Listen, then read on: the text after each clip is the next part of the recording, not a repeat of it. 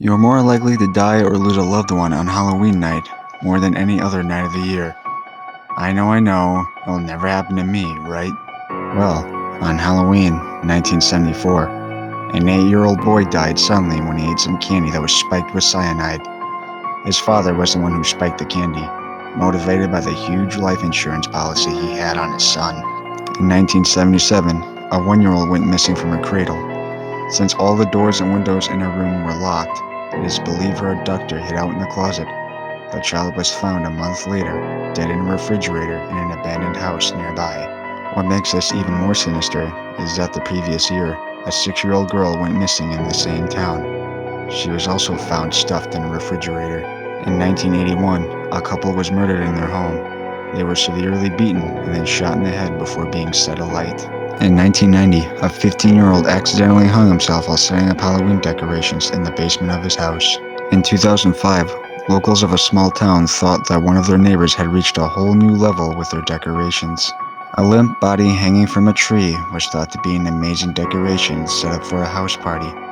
This was, of course, before people began to realize it was indeed an actual person.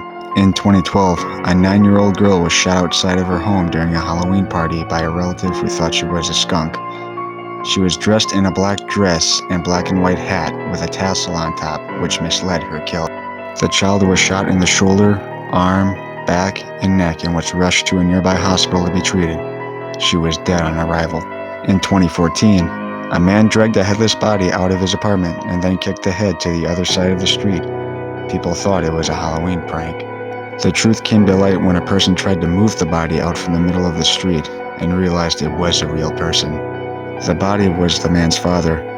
Afterwards, he left the body in the street and leapt in front of a moving train. To this day, nobody knows why.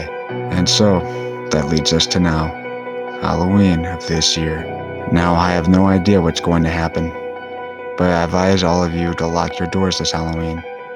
Please watch out for your young ones and keep them safe. And I highly advise you avoid any parties, no matter the venue, no matter the age. All I can really do now is repeat my request. Please, please, stay home this Halloween.